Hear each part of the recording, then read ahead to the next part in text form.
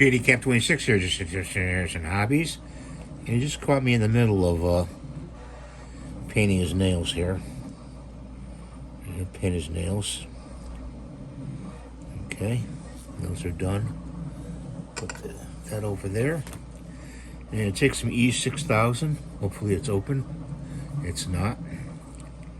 Sorry for my wrist there. It's hurting a little bit. I'm gonna turn them over. We take this magnet and we're gonna put E6000 on it.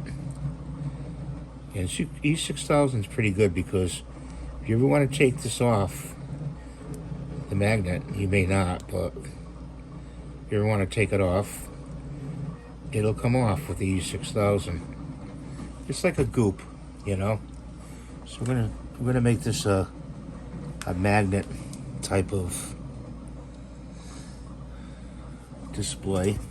Put them over like this. That's going to take a while to dry, so, but there he is.